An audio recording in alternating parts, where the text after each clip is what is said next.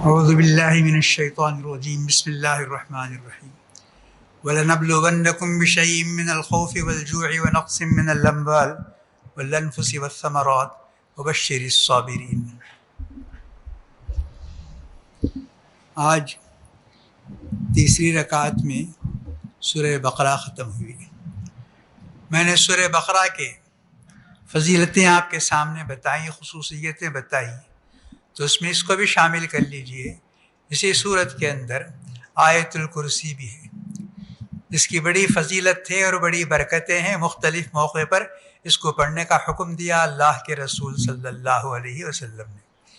اور پھر اسی سورت میں، اس سورت کے اخیر کی 2 آیتیں ہیں جن کے بارے میں صحیح مسلم میں روایت ہے کہ یہ معراج کا تحفہ ہے۔ معراج کے موقع پر اللہ تبارک و تعالی نے یہ 2 آیتیں دی تھیں، اخیر آیتیں 2۔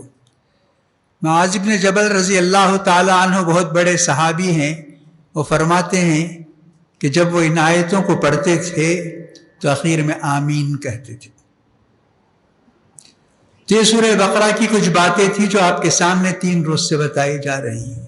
اب سورہ بقرہ ہی کی ایک آیت میں نے آپ کے سامنے پڑھی ہے، وَلَنَبْلُوَنَّكُمْ بِشَيْءٍ مِّنَ الْخَوْفِ وَالْجُوعِ۔ اللہ تبارک و تعالیٰ فرماتا ہے کہ دنیا ایک امتحان حال ہے، فرماتا ہے سب لوگ امتحان لکھنے والے ہیں، امتحان دینے والے ہیں، اس دنیا میں بسنے والے۔ جس کو جتنا اونچا مقام چاہیے اسے اتنی محنت کرنا چاہیے تو وہ اونچا مقام حاصل کر سکتا ہے، اونچا مرتبہ حاصل کر سکتا ہے۔ آپ دیکھتے ہیں دنیا کے اندر بھی یہی ہے، جو جتنا زیادہ پڑھے گا وہ اتنا اونچا مقام اور مرتبہ حاصل کرے گا۔ تو اللہ تعالیٰ فرماتا ہے کہ ہم نے آزمائش رکھی ہے تمہارے لیے۔ آزمائش کا معنی یہی امتحان ہے، اس امتحان سے گزرنا ہوگا۔ تو یہ امتحان کہاں کہاں ہوں گے، کیسے کیسے ہوں گے، جس آیت میں مختلف مقامات پر مختلف باتیں بتائی گئیں۔ یہ ایک آیت کے اندر یہ بتایا گیا وَلَنَبْلُوَنَّكُمْ بِشَيْءٍ مِّنَ الْخَوْفِ، یہ ایک امتحان ہے خوف کا۔ آدمی ڈرا ڈرا سہما سہما رہے گا، اطمینان سے سکون کی نیند میں نہیں سو سکے گا، خوف کی حالت میں اس کی زندگی بسر ہوگی۔ والجوع، اور ایک امتحان یہ بھی ہے بھوکا رہے گا، اس کو کھانا نصیب نہیں ہوگا۔ ایسے بھی لوگ ہیں اس دنیا میں، آپ دیکھیے اس سب قسم کے لوگ موجود ہیں۔ وَنَقْصٍ مِّنَ الْأَمْوَالِ، اور کچھ لوگوں کے کاروبار میں نقصان ہو۔ وَالْأَنفُسِ وَالثَّمَرَاتِ، اور کسی کے خاندان میں اچھے اچھے لوگوں کا انتقال ہوگا، اور جن کے کھیت اور باغ ہیں ان میں غلے کا نقصان ہوگا۔ یہ سب امتحان ہیں اس دنیا کے اندر۔ کون ان امتحانوں کے اندر کامیاب ہوتا ہے، اللہ تعالیٰ یہ دیکھنا چاہتا ہے۔ اللہ تعالیٰ کے امتحان کا یہ طریقہ ہے کہ وہ دے کر بھی امتحان لیتا ہے اور لے کر بھی امتحان لیتا ہے۔ کسی کو علم دے کر امتحان لیتا ہے، کسی کو جہالت کا امتحان لیتا ہے، کسی کو دولت دے کر علم امتحان لیتا ہے اور کسی کو غربت دے کر امتحان لیتا ہے، کسی کو صحت دے کر امتحان لیتا ہے، کسی کو غربت دے کر امتحان لیتا ہے۔ غرض اس کے امتحان کے بے شمار طریقے ہیں۔ صحیح انسان اور کامیاب انسان وہی ہے جو زندگی کے ہر امتحان میں، ہر میدان میں کامیاب اور ثابت قدم رہتا ہے۔ تو ان سب کا مقابلہ کیسے کیا جا سکتا ہے؟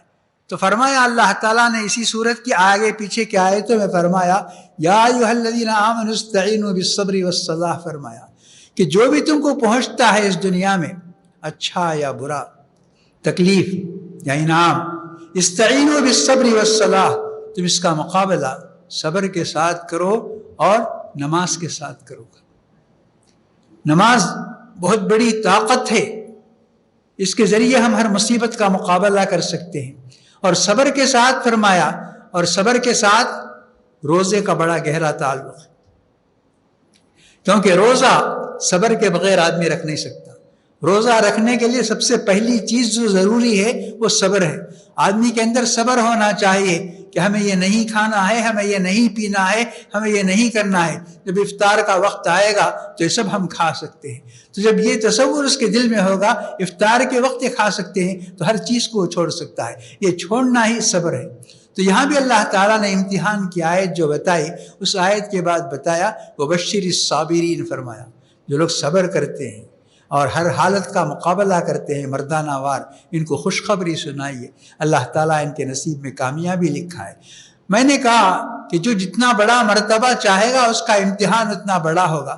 تو حدیث میں اللہ کے رسول صلی اللہ علیہ وسلم نے فرمایا اشد الناس ابتلاء الانبیاء، فرمایا سب سے سخت امتحان جو ہوتا ہے نبیوں کو ہوتا ہے. اس کے بعد نبی سے کم درجے کے، ان کے کم درجے، ان کے کم درجے کے. تو سب سے بڑا امتحان اور سخت امتحان انبیاء کا ہوتا ہے، جیسا کہ اللہ تعالیٰ نے ابراہیم علیہ السلام کے بارے میں فرمایا اذ ابتلى ابراہیم ربہ، بڑے سخت امتحانات سے اللہ تعالیٰ نے ابراہیم علیہ السلام کو گزارا. اب سورہ بقرہ کے 2 مضامین میں آپ کو بتا دیتا ہوں مختصر وقت میں. دوسرا پارہ جو شروع ہوتا ہے اس کی آیت ہے سیقول السفہاء. بچوں کو یاد ہوگا کون سا پارہ پڑھتے ہیں؟ سیقول السفہاء پڑھتے ہیں. لیکن سفہاء کا معنی نہیں معلوم ہوگا ان کو. سیقول کا معنی ابھی کہیں گے، سفہاء کا معنی کم عقل، نادان. تو واقعہ یہ ہے کہ مدینہ منورہ میں اللہ کے رسول صلی اللہ علیہ وسلم صحابہ کرام کے ساتھ بیت المقدس کی طرف منہ کر کے، یعنی اسے قبلہ بنا کر نماز پڑھتے تھے. یہ 5 نمازیں اسی طرف پڑھی جاتی تھیں. 16 یا 17 مہینے اسی طرح گزرے. اس کے بعد اللہ تعالیٰ کا حکم آیا کہ اب آپ کو بیت المقدس کو چھوڑ کر کعبۃ اللہ کی طرف رخ کر لینا چاہیے. یعنی بیت المقدس ادھر تھا اور کعبۃ اللہ ادھر ہے، جیسا کہ آج ہم سب کعبۃ اللہ کی طرف رخ کر کے نماز پڑھتے ہیں. تو یہ بات کیونکہ عادی ہو گئے تھے، 16-17 مہینے سے بیت المقدس کی طرف منہ کر کے نماز پڑھنے کے عادی ہو گئے تھے، تو ان کو عجیب لگا، برا بھی لگا ہوگا. تنقید کرنے والوں نے تنقید کی، طعنہ دینے والوں نے طعنہ دیا، جس میں منافقین اور یہود بھی شامل تھے. تو ایسے لوگوں کے بارے میں اللہ تعالیٰ فرماتا ہے کہ کم عقل اور نادان لوگ طعنہ دیں گے کہ جو قبلے کی طرف نماز پڑھتے تھے اس قبلے کو چھوڑ کر دوسرے قبلے کو کیوں اپنایا گیا. ان کو معلوم ہونا چاہیے کہ زمین و آسمان، مشرق و مغرب، یہ سب اللہ تعالیٰ کے ہیں. اللہ تعالیٰ جو چاہے گا، جیسے چاہے گا وہ حکم دے گا. یہ بتایا. یہ تو بات ہو گئی. اس کے بعد ہمیشہ کے لیے مسلمانوں کا قبلہ کعبہ ہو گیا، ادھر مغرب کی طرف. ابھی ایک بات دیکھنے کی یہ ہے کہ اللہ تعالیٰ کی بات جو ہوتی ہے وہ حکمت سے خالی نہیں ہوتی ہے. بہت سے فیصلے اس دنیا کے اندر ہوتے ہیں، اس میں ہم کو اعتراض ہوتا ہے اور ہم زبان کھولتے ہیں، ایسا کیوں ہوا، یہ کیوں ہوا، ایسے ہم زبان کھولتے ہیں. لیکن اللہ تعالیٰ نے اسی صورت میں یہ بھی بات فرمائی کہ بہت سی باتیں تم ناپسند کرو گے، لیکن اللہ تعالیٰ کہتا ہے تو تم مان لو. بہت سی باتیں تم پسند کرو گے، لیکن اللہ تعالیٰ ان کو ناپسند کرتا ہے تو تم بھی جان لو، کیونکہ واللہ یعلم وانتم لا تعلمون. اللہ تعالیٰ جانتا ہے اور تم نہیں جانتے. تو آج اس کی ایک مثال آپ دیکھیے. اگر بیت المقدس ہمارا قبلہ ہوتا تو آج بیت المقدس میں کیا ہو رہا ہے، مسجد اقصیٰ میں کیا ہو رہا ہے معلوم ہوگا. آپ سب پڑھے لکھے لوگ ہیں، سب کچھ جانتے ہیں. وہاں یہودیوں کا قبضہ ہے اور مسجد اقصیٰ وہ ایک تماشے کی جگہ بن گئی ہے. وہ ٹورسٹوں کا ایک یہ مرکز ہے. آتی ہیں لڑکیاں، آتی ہیں جوان لڑکیاں، ننگی لڑکیاں آتی ہیں نیمریاں لباس میں، مسجد اقصیٰ کے اندر گھومتی ہیں، چکر لگاتی ہیں. وہ اگر ہمارا قبلہ ہوتا تو آج ہمارے دل پر کیا گزرتی آپ سوچ کر دیکھیے. تو اللہ تعالیٰ کا جو حکم ہے اسے بسر و چشم قبول کرنا چاہیے، اس میں کسی قسم کا اعتراض نہیں کرنا چاہیے. یہ ایک بات اس صورت کے اندر ہے. اور اس صورت میں جیسا کہ قرآن شروع کرتے ہی آپ پڑھتے ہیں الحمدللہ رب العالمین پڑھتے ہیں کہ تمام تعریفیں اللہ تعالیٰ کے لیے ہیں جو سارے جہانوں کو پالتا ہے، رب العالمین. تو اس کے پالنے کی کئی صورتیں ہیں. دنیا میں آپ دیکھتے ہیں مختلف لوگ مختلف چیزوں کے مالک ہیں. کسی کے پاس علم ہے، کسی کے پاس دولت ہے، کسی کے پاس عقل ہے، کسی کے پاس عہدہ ہے، کسی کے پاس طاقت ہے. لیکن اللہ تعالیٰ دے کر یہ کہتا ہے کہ تمہاری چیز نہیں، تم اس کے مالک نہیں، تم اس کے امین ہو. یہ کہتا ہے جس کے پاس یہ نہیں ہے اسے تمہیں دینا چاہیے. یہ بہت ضروری ہے. یہ امانت کہتا ہے اللہ تعالیٰ.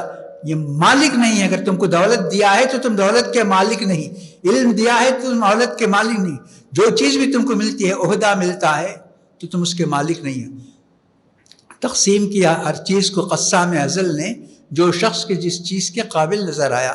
تو اللہ تعالیٰ جس چیز کو جس شخص کو جس کے قابل سمجھا وہ دیا اور بتایا اسے تقسیم کرنا. تو دولت کے بارے میں اللہ تعالیٰ نے بتایا کہ جن کے پاس نہیں ہے، کمزور ہیں، ان کو دینا چاہیے، مانگنے والے کو بھی دینا چاہیے، جو نہیں مانگتا ہے اسے بھی دینا چاہیے، اور پہچان کر دینا چاہیے۔ بہت سے لوگ باعزت ہوں گے، ضرورت مند ہوں گے، لیکن مانگنے کے لیے ان کا ہاتھ نہیں اٹھے گا، ایسے لوگوں کو پہچان کر دینا چاہیے۔ بہت سی آیتیں ہیں اس صورت کے اندر، تو مدد کرنے کی کئی صورتیں اللہ تعالیٰ بتاتا ہے، اور جو لوگ غریبوں کو، محتاجوں کو نہیں پہچانتے ہیں ان کو جاہل کہتا ہے اللہ تعالیٰ۔ کہتا ہے مدد کی کئی صورتیں ہیں، ان کو مفت دو، قرض دو۔ قرض دینے کے لیے سب سے لمبی آیت قرآن شریف کی ہے۔ قرض کے اصول کیا ہیں، آداب کیا ہیں، طور طریقے کیا ہیں، یہ پوری بات۔ قرض کی ساری باتیں ہوں گی، گواہیاں ہوں گی، سب کچھ بھی ہوگا، اس کے باوجود اگر جو شخص قرض لیا ہے اس کے پاس واپس کرنے کی گنجائش نہیں ہے تو فرماتا فَنَظِرَةٌ إِلَىٰ مَيْسَرَةٍ، فرماتا ہے اللہ تعالیٰ، تو اس کی گنجائش تک اسے مہلت دو۔ اس نے وعدہ کیا ہوگا میں اپریل میں واپس کرتا ہوں، لیکن اس کے پاس گنجائش نہیں ہے تو آپ اسے جون تک مہلت دو، جولائی تک مہلت دو، اور اگر اس کے بعد بھی اس کے پاس سہولت نہیں ہوتی ہے تو معاف کر دو۔ وَأَن تَصَدَّقُوا خَيْرٌ لَكُمْ إِن كُنتُمْ تَعْلَمُونَ، معاف کر دو، اس کا بدلہ تمہیں بہت بڑا ملے گا، قیامت کے روز بھی ملے گا، اس دنیا میں بھی اللہ تعالیٰ اس کا بدلہ دے گا۔ تو ایسی بہت ساری باتیں ہیں۔ اخیر میں ایک بات میں عرض کر کے اپنی بات ختم کر دیتا ہوں۔ اس میں نے بتایا کہ 500 احکام ہیں، سارے بڑے احکام اس صورت کے اندر ہیں، تو اس میں شادی بیاہ کے بھی سارے احکام ہیں، اس میں طلاق کی بات بھی ہے، طلاق کا حکم بھی بڑی صفائی کے ساتھ 2-3 صفحے کے اندر بتایا ہے اللہ تعالیٰ طلاق کے احکام کو۔ اور طلاق ایک ناپسندیدہ عمل ہے، لیکن ضرورت پڑ جاتی ہے اس کی، اولاد کی حفاظت کے لیے، اولاد کی تربیت کے لیے، گھر کو لڑائی، فتنے اور فساد سے بچانے کے لیے کبھی ضرورت پڑتی ہے، تو طلاق تب ہوگی۔ وہ طلاق دینے کا طریقہ اللہ تعالیٰ نے بتایا ہے، اگر اس کے مطابق اگر طلاق کا عمل ہوتا تو پھر نہ عدالتوں کو دخل دینے کی ضرورت پیش آتی ہندوستان میں، اور نہ حکومتوں کو دخل دینے کی ضرورت پیش آتی، لیکن افسوس کہ مسلمانوں نے قرآن نے جو طریقہ بتایا 3 طلاق کا، اس طریقے کو اختیار نہیں کیا، غلط اختیار کیا، غلط طریقہ اختیار کیا، اس کی وجہ سے حکومت کو دخل دینا پڑا، عدالت کو دخل دینا پڑا، اور طلاق دینے والے کے لیے سزا مقرر کی گئی۔ کیا کیا ہوا یہ سب آپ جانتے ہیں، ان تمام چیزوں کو۔ تو اللہ تعالیٰ کی ہر بات کو ماننا چاہیے، یہی مطلب ہے مسلم کا معنی ہے۔ یہ سورہ بقرہ ہی میں آئے تھے، قال لہ ربہ اسلم، اللہ تعالیٰ نے ابراہیم سے کہا اسلم، اپنا سر جھکا دو۔ تو اللہ تعالیٰ کے احکام کے آگے اپنا سر جھکا دو، تو ابراہیم نے کہا اسلمت، میں سر جھکا دیا گا۔ تو اللہ تعالیٰ ہم جب مسلمان ہیں تو ہمارا یہی معنی ہے، مسلم کا معنی سر جھکانے والا ہے، مسلم کا معنی کہ اللہ کے سارے احکام کے آگے ہم سر جھکائیں گے۔ ایسا نہیں کہ کچھ احکام جو ہم کو پسند آتے ہیں ان کو قبول کر لیں گے، اور کچھ احکام جو ہم کو تکلیف معلوم ہوتی ہے ان کو چھوڑ دیں گے، ایسا نہیں۔ وہ بھی اللہ تعالیٰ نے بتا دیا سورہ بقرہ کے اندر بھی، افتؤمنون ببعض الکتاب وتکفرون ببعض، کہا اگر تم کتاب قرآن کی بعض چیزوں کو مانتے ہو اور بعض چیزوں کو نہیں مانتے ہو تو جانتے ہو اس کا بدلہ کیا ہے۔ جیسے دنیا والے سوچتے ہیں کہ some thing is better than nothing, کہ قرآن کی کچھ چیزوں کو تو مان لیں گے سب کا انکار کرنے کے بجائے، لیکن اللہ تعالیٰ فرماتا ہے قرآن کے اندر یہ چلے گا نہیں یہ سلسلہ۔ افتؤمنون ببعض الکتاب وما جزاء من یفعل ذلک منکم الا خزی فی الحیاۃ الدنیا، اگر آپ قرآن کی اور اللہ کی کچھ باتوں کو لیں گے اور زیادہ باتوں کو چھوڑ دیں گے تو دنیا کے اندر ذلیل رہو گے۔ دیکھ لیجیے، خزی فی الدنیا ولہم فی الآخرۃ عذاب عظیم، اور آخرت کے اندر بہت بڑے عذاب کا سامنا کرنا پڑے گا۔ تو یہ ایک خلاصہ میں نے کوشش کی 2 دن میں بتانے کی۔ آج صورت یہ ختم ہو چکی ہے اور آل عمران شروع ہوئی ہے، اس کے بارے میں انشاءاللہ کل آپ کے سامنے بات آئے گی۔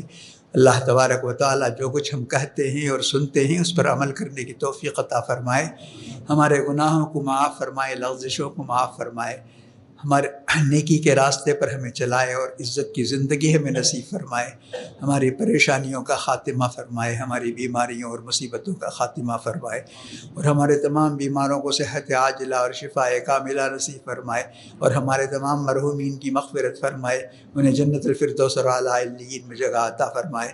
اللہ تعالیٰ زمین کی ہر بلا اور آفت سے، آسمان کی ہر مصیبت سے ہمیں محفوظ رکھے۔ ربنا تقبل منا انک انت السمیع العلیم وتب علینا انک انت التواب الرحیم۔ صلی اللہ تعالی وسلم علی خیر خلقہ سیدنا محمد وعلی آلہ واصحابہ اجمعین برحمتک یا ارحم الراحمین والحمد للہ رب العالمین۔